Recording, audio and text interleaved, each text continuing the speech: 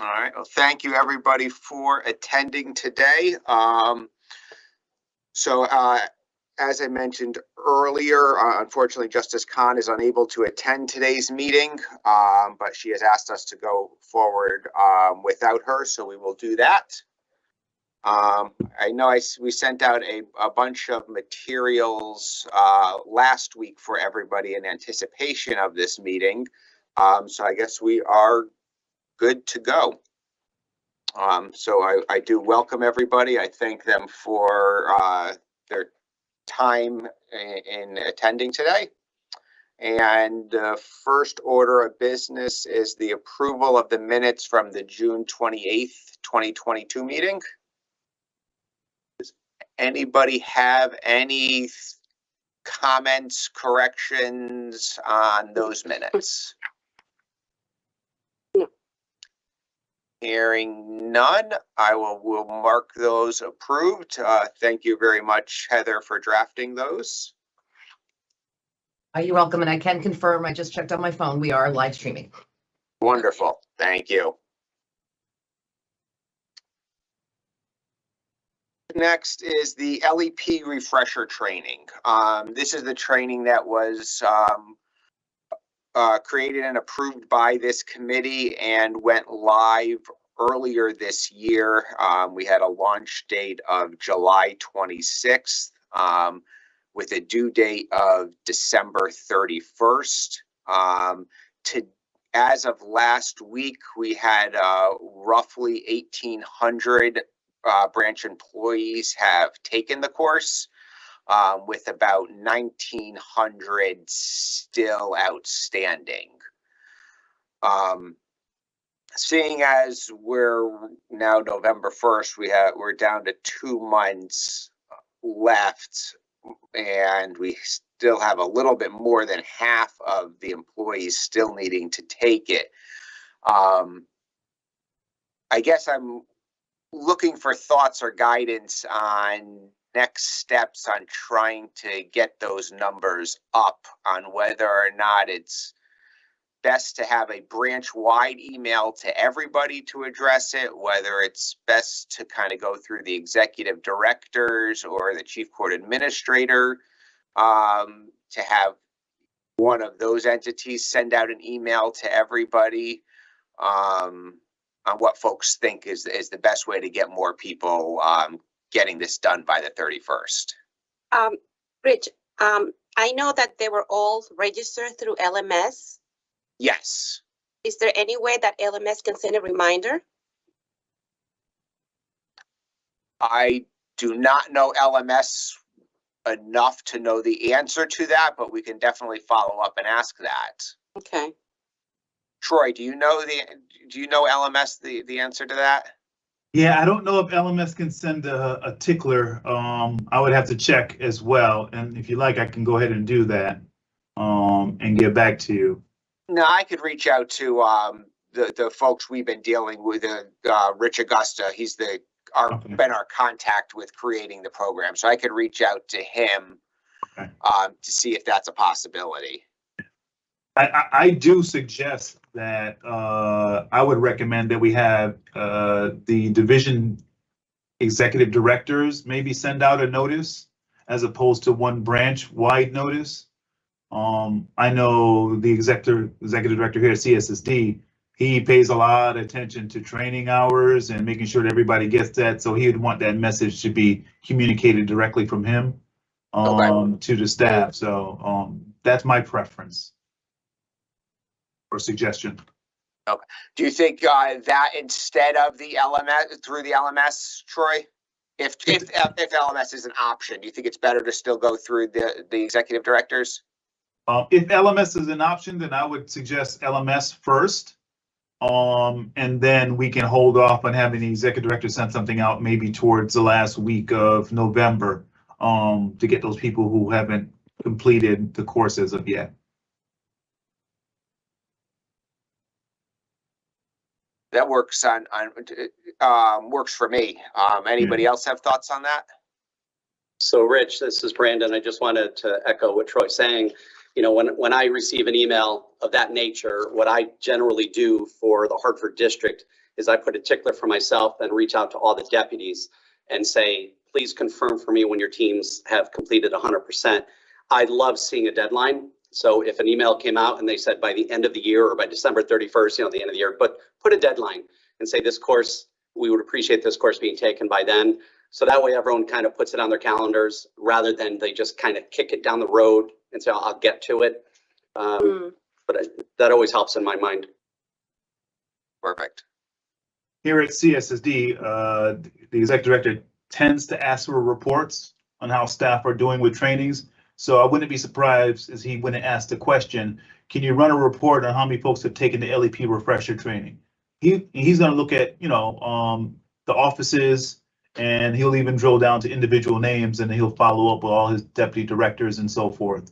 So that's typically the approach that he would take. It has been very, very effective in getting folks to complete required trainings. Correct. So unless folks think otherwise, what we'll reach out to Rich Augusta to see whether or not we can do a reminder via LMS. And if we can do that, then have the executive director send out an email towards the end of this month with a reminder for their staff. If LMS can't do it, do we go right to the executive directors? Yes. Yes. Sounds like a plan. Perfect. Thank you. Up next on the agenda is the language poster, which I sent out to everybody last week. This is the poster that we created sort of in response to the language access survey that we fill out every other year, where they recommend having signage in the courthouses about the availability of language services at no charge. So Allie created this poster, which has such language with flags to the corresponding countries with those language, and it probably encompasses roughly 98%, if not 99% of the population that we provide language services to amongst all of these languages.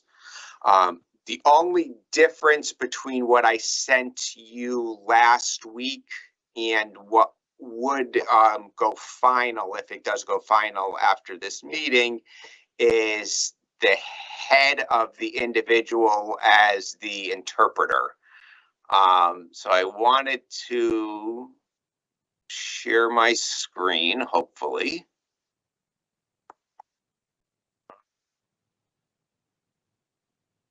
It's legal services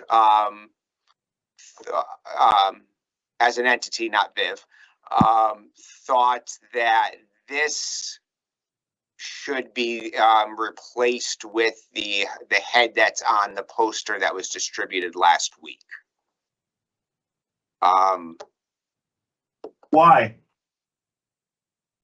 The thought that gender it was neutral? more, it was gender neutral. The thought among the forms manager and the forms division was that we wanted to have something that was more gender neutral. So we went on iStock. We have Judicial has a subscription through iStock, and we paid for this image.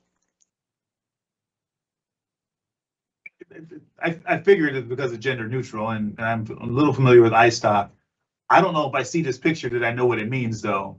And I don't know how familiar people are with this icon at the moment. The other one, you saw the lips moving, and so you knew what it's something that I had seen before. I was familiar with. I'm not sure I'm familiar with this one, or people will be familiar enough with this one to know what it means. I've got to agree. When I first saw this, I thought it might be for hearing impaired. When I initially saw it, I thought maybe we were adding that to the screen. But I'm fine. I mean, general neutral. Obviously, I'm fine with whatever the decision is.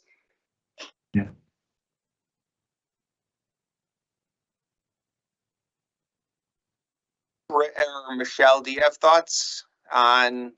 Oh, I lost this to what I'm sharing. I apologize. Yeah, I would tend to agree with the new icon is a little bit harder to read. It's because it doesn't really have an action; it just has the lines. But you know, I'll defer to you guys.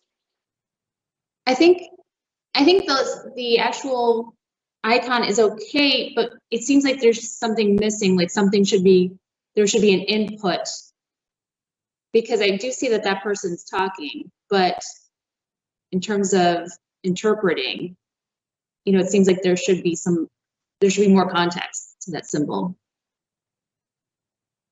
Can I ask a question, Rich, just from an ADA perspective? Sure. Because we use various symbols like on our ADA pages, you know, to kind of brand ourselves, and we use the sign language one, and then we have another one that we use, which is it's a universal symbol for hearing aids, and it's like the little ear with the thing across it. So when I looked at this, I didn't realize that this was supposed to be like an interpreter. I just thought, is that part of the sign language thing? So I'm not sure what this means in this context at all. Because if you're trying to aim to notify deaf people or hard of hearing people, I don't think that is maybe where you want to go. You might want to consider that other kind of universal symbol of access, which I can send along to you. So what is the context of this? Yeah, no, this is supposed to be a symbol for spoken language interpreting. Oh, okay. I'll shut up then. No, that's okay. But the fact that you did not capture that is important. Okay. Yeah, I didn't at all. I thought it was in direct relation to the hands. Right. Because they're the same size, and that this isn't my jam, your committee, not part of it, but as a regular person who doesn't have this intimate familiarity like all of you do, that means nothing to me. It just didn't strike me as that's what that's supposed to mean. Sorry. Does the other picture of with the more identifiable head help that understanding more, Heather, or no? No, I didn't make that connection.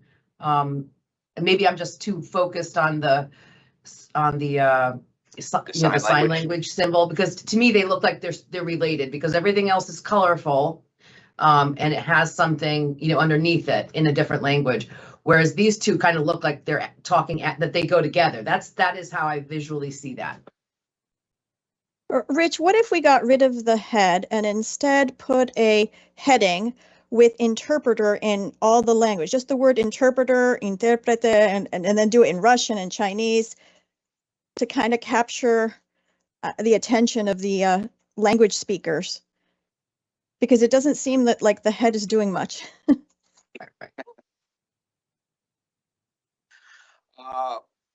Do we get rid of the hands as well? And then just make it strictly, I know we were kind of melding ADA and LEP with this, because I think we should remove the sign interpreter, because that's within the ADA. Right. What does everybody else think on that? If we were to remove those top two symbols and just used and replace those with interpreter services translated into all of those languages?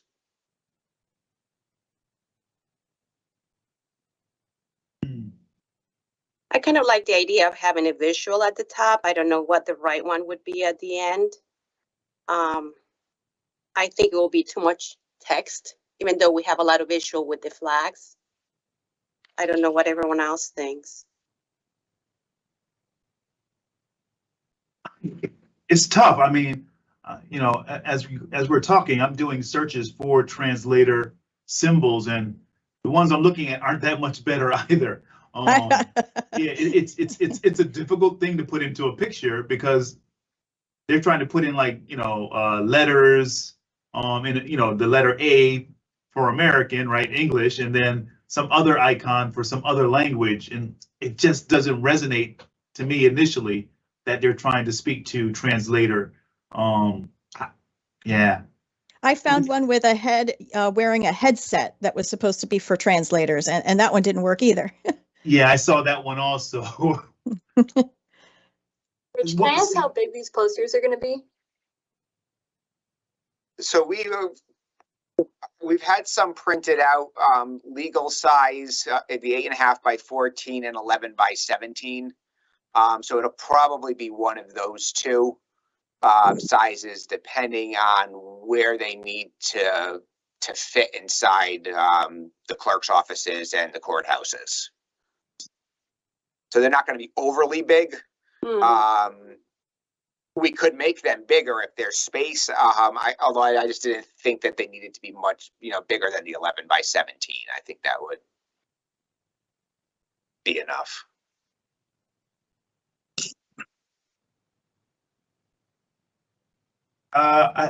Right now, I'd go without the icons, the what we have for an interpreter as well as what we have for sign language, and just leave the flags. Yeah, I kind of agree. Now, look, I'm not trying to be silly, but I'm just going to hold this. I don't even know if you can see it, but I literally was trying to draw something silly, not silly, simple. And it was just a side picture with a mouth cut out with the lines. That to me, gender neutral, and it gets the point across that it's coming from as if someone were speaking. Yeah. I mean, if we don't get rid of it, yeah. See, we all the same idea. So it might not be on iStock, but if we wanted to explore a gender neutral talking person, I'm sure Mary Ann, who's in my shop, who is our graphic designer for the branch, could probably make a little black gender neutral talking logo too. I spoke with her and she said she was very backlogged and I don't think she had time to do that. So that's why we resorted to the iStock. But I mean, maybe later on down the road, she might have time. Sure. All right. Good to know. Thanks, Deb. Yeah. Can I share my screen for a quick second? Just to give you guys some visuals that I saw, and then maybe that'll help us or even the graphic design artists. Sure. It might be hard to see, but there's a couple of pictures here. Can you see it? It's gonna be kind of small. Yeah. Those are the closest that I think come, in my opinion, that I saw that sort of like show into translation or translator symbols. Yeah. None of them are like super great, but I guess if you get used to seeing it after a while, they will become synonymous with translator. But Yeah. I'm also looking into the National Center. There is some information provided through the National Center. I mean, there's one that has like the triangle, but I mean, there's a lot. I think we can keep working on it. Okay. And I guess as we continue, so unfortunately, it doesn't sound like we're going to finalize this today. Maybe the next meeting. I guess if folks could provide their thoughts on whether or not these posters should replace the flag posters that are currently in the courthouses and offices, or whether it should be in addition to.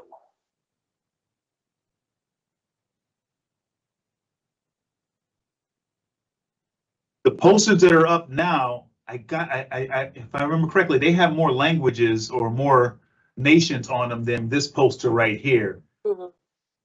And isn't the purpose of the other flag to identify what language an individual is speaking, not to tell them that they're, the interpreting services are available?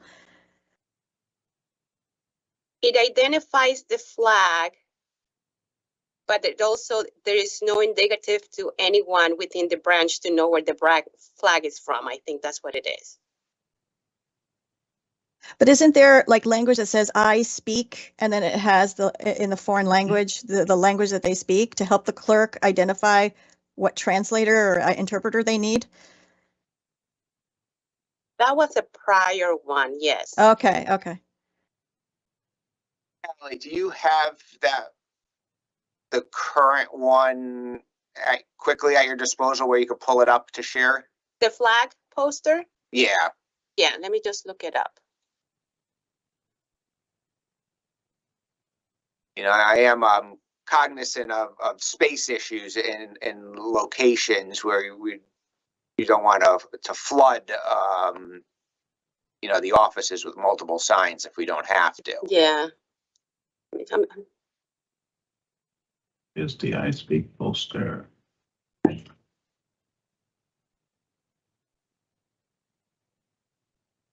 Do the clerks have something like a little booklet at the desk, at the front desk, so that if someone needed an interpreter and they're trying to figure out which language they could, so, or something like that, that they could point to instead of a poster, maybe, if you're worried about space? We have the I Speak cards, which is a little pamphlet flips over, which has this information on it. Mm-hmm. Am I displaying it right? Yes. Okay.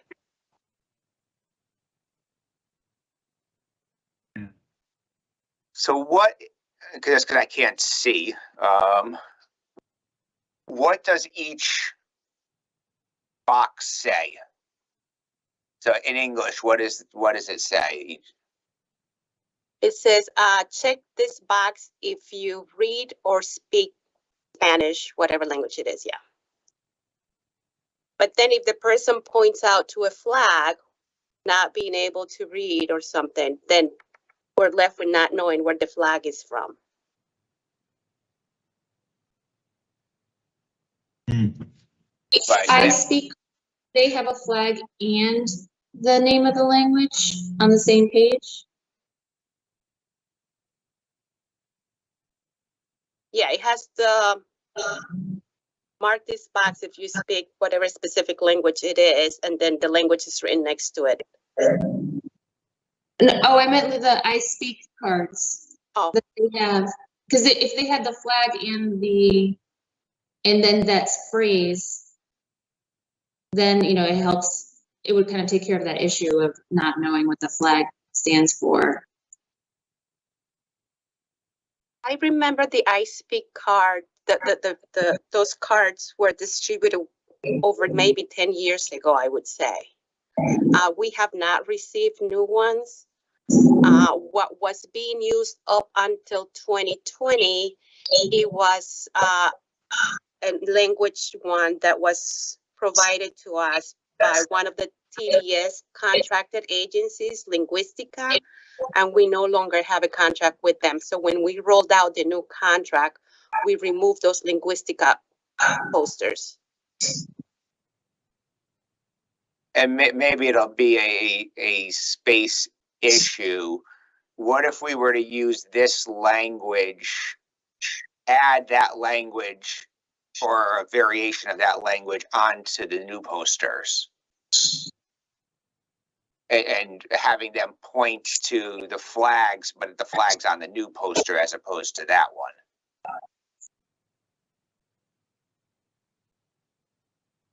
And kind of combine the two into one. Are you going to include all the languages that are on the other poster that Alejandra just showed us? Because this one has 1, 2, 3, 4, 5, 6, 7 languages on the new poster. Yeah, the other one has like German, Israeli, it has quite a few others. Yeah, I don't want to lose those. I don't want to lose those. Japanese. Yeah, the number of requests we receive for those, though, is extremely small. Yes. Yes, yeah, you know, so it's going to be less than 2% of any of the requests will be for any other language that's not reflected on that poster. Can we keep both? I was going to say, what would be the issue with keeping both? Would it be confusing? Do we think? I don't think it'd be. I think my guess would be more just a space issue of having both posters up than anything else.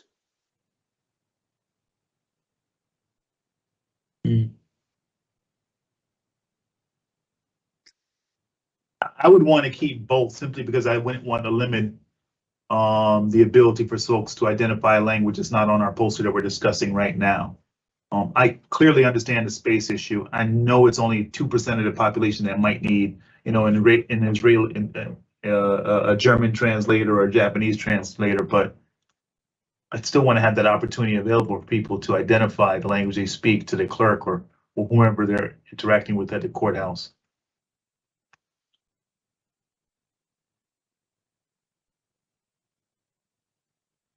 I think Troy's right, because it also, I mean, it might not have to be this exact format, but it also signals that that the services are available not just to the languages that are translated in, or that are listed in the new one. Kind of gives a more inclusive sense of what languages are covered.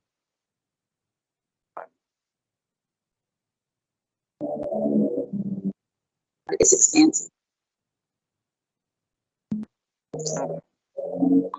Brandon, do you see any issues or pushback from folks having to, you know, in the clerk's office world of having to have both posters displayed? You know, I've got someone knocking. I asked that they bring me the I Speak card. So give me a second, then I'm going to answer. Okay. Sure.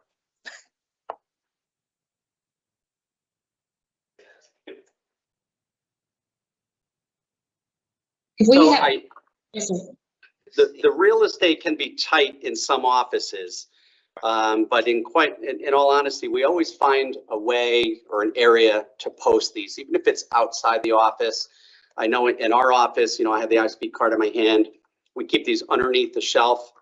If someone comes in, if we have a litigant that comes in and is identifying as not speaking English or needing assistance in some fashion, we can just pull these out. So we can always keep them behind the counter accessible.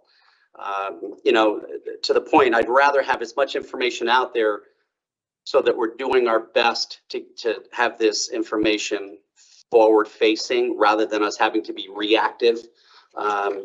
So to simply answer your question, Rich, we would find a way to post it somehow, somewhere.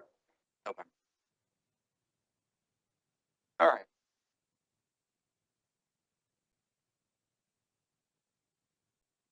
Then let us on this topic then, I guess if folks can, we'll kind of play around with it on our end as well and seeing what it would look like if we were to eliminate the symbols. But if folks can kind of look between now and our next meeting, if they can kind of send me any different symbols that they can find that can be used to replace what's currently on there to make it more recognizable, that would be helpful. Mm-hmm. And I think this is really kind of go into the next topic with the forms, because Viv, you'll correct me if I'm wrong, we were going to have the head on the forms as well. Yeah, on the template. Yep.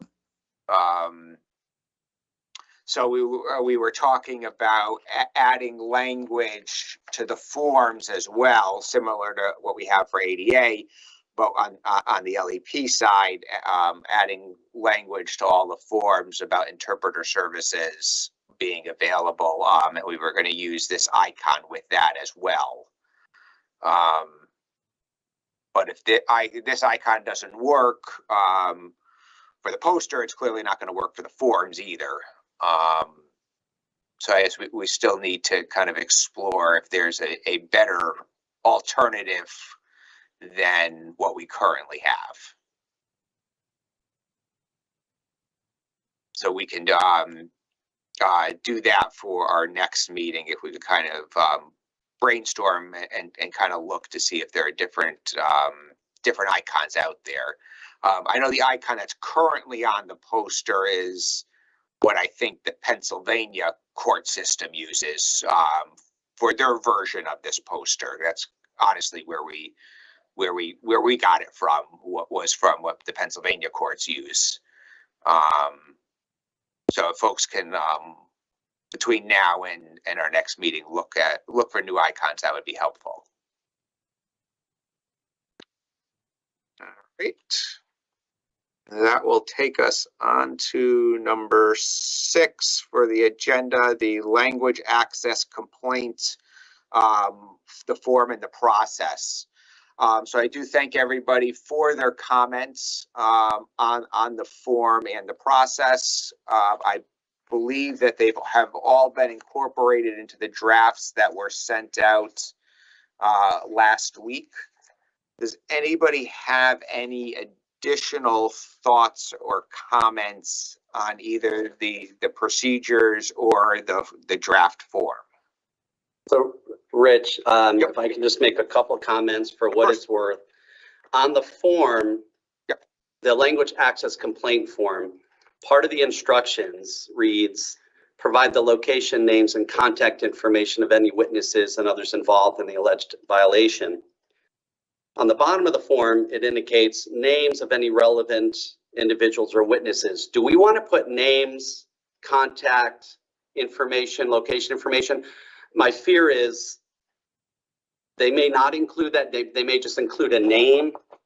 I mean, we do tell them in the instructions to include the name and contact info and location info.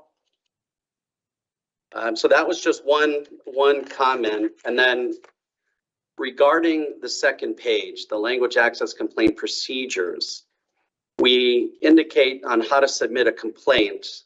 The address we give is Court Operations Division, 90 Washington Street. But on the form, the language access complaint form, we just list Superior Court Operations, 90 Washington Street. It doesn't have division. Not a huge issue, but it does appear to be, it may confuse someone thinking that's different. And then the last comment is in paragraph 7, where we indicate, let's see, a minimum of 3 years from the date of the final resolution of the complaint. So basically, that's when we're going to retain the information. My concern is with the wording final resolution of the complaint. In paragraph number 5, we say a decision shall be issued in writing no later than 60 calendar days, and it gives some additional information. Do we really want to say final resolution of the complaint, or do we want to say within 3 years from date of decision being issued? Viv, do you have any thoughts on that? I'm okay changing it to that. Yeah, I'm okay changing it to the date of decision being issued.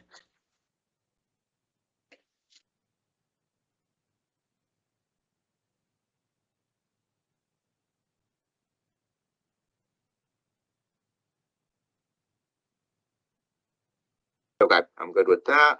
And then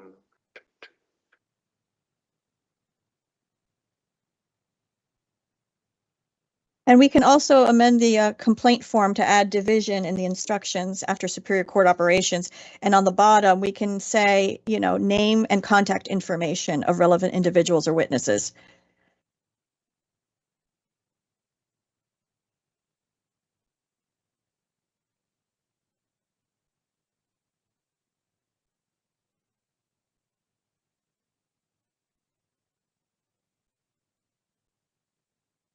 I apologize that I don't actually have a form in front of me, but it does say to the extent possible, because it might be overwhelming for people.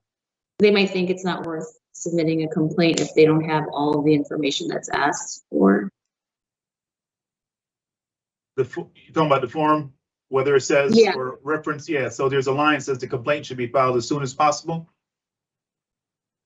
Are you saying? So does it also, I mean, but so it asks for a lot of information about contact information for the witnesses and all that, you know, and it's possible that people might not have every bit of that information. And so does it say when it asks for information, you know, especially the contacts and the witness names, you know, to your best ability or to the extent possible? It does not. it does not, but I'm okay with adding that language. Mhm. provide to the extent possible the location, names, and let me see. Yeah, we could say to the extent possible, provide location, names, and contact information of any witnesses and others involved in the alleged violation.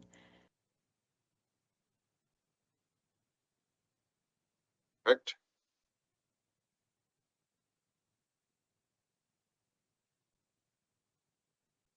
Any other thoughts on either the form or the procedures?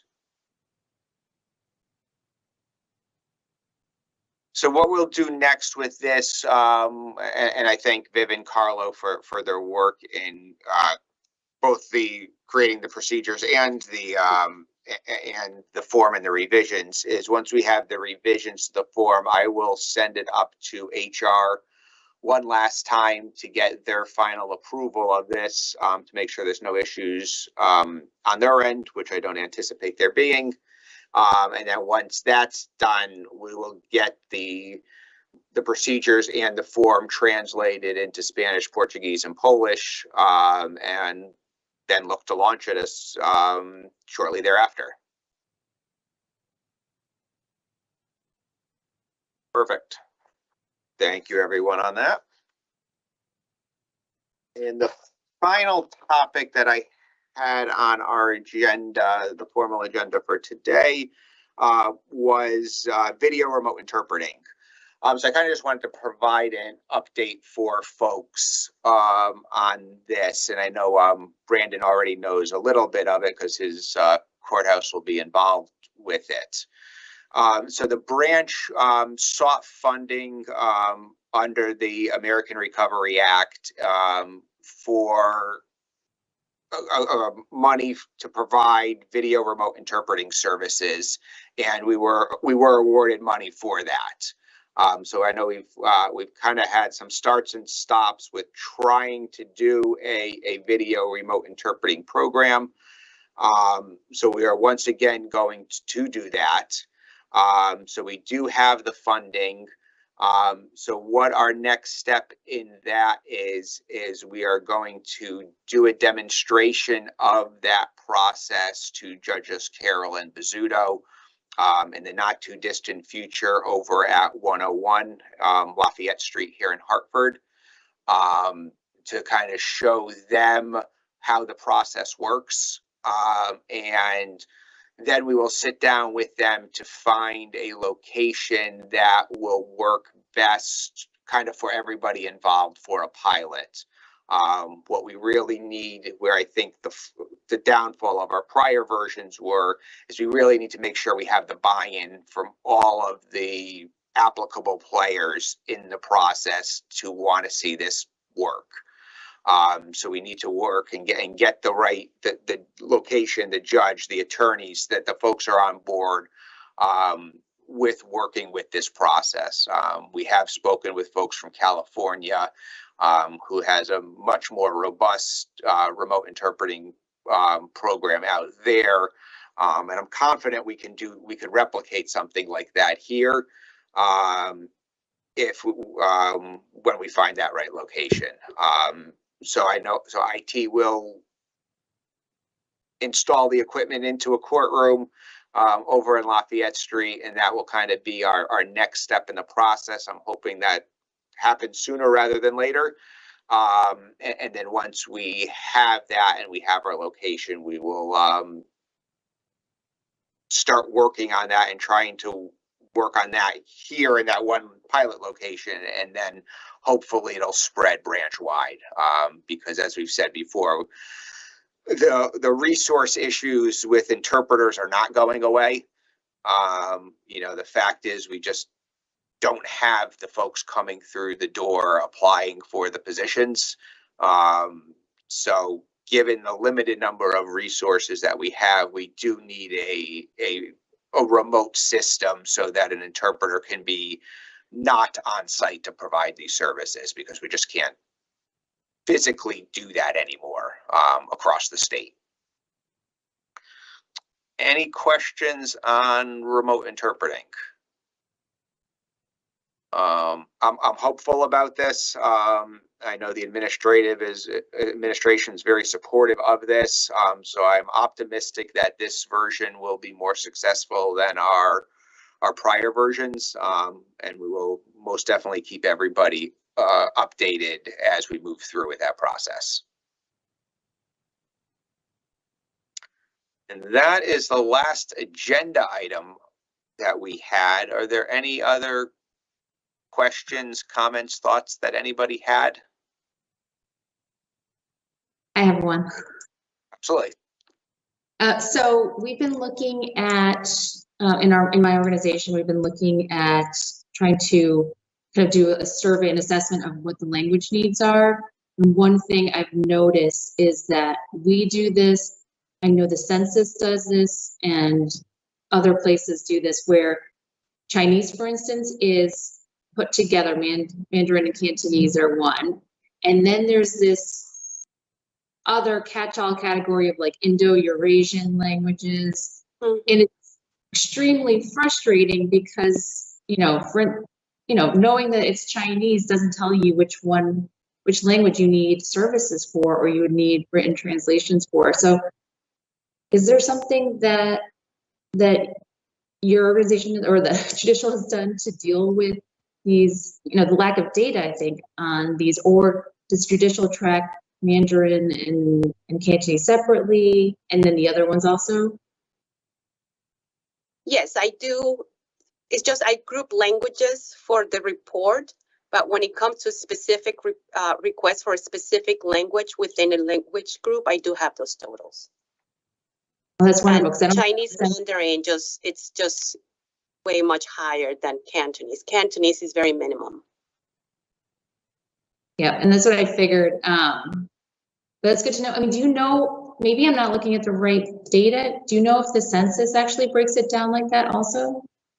Oh, I'm not aware. The census itself, yeah. Can you provide to Michelle a breakdown, if that would be helpful, Michelle, of the individual languages without the groupings? Oh, absolutely. Yeah. That would actually be wonderful. Thank you so much. Is there like a certain date range that you'd be looking for, Michelle, that would be helpful? I think maybe like even like 2 years, if that's not too much, for us to just kind of get an idea of where we're at, because I know that I had heard from this committee that at some point that Mandarin had taken over, is it Polish? Polish, yes. And so, it's important for our organization also to stay abreast of different needs, because the last time, we looked at the list of languages that we have, it was kind of funny what languages we had listed from the pick down list. So we need to update everything. Absolutely. I can provide that to you. Thanks. Anybody else have any questions, comments, thoughts?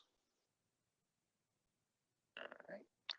Hearing none, we will likely not have a next meeting until after the first of the year. And next year will be will be the second year, so we will need to update our language access plan next year.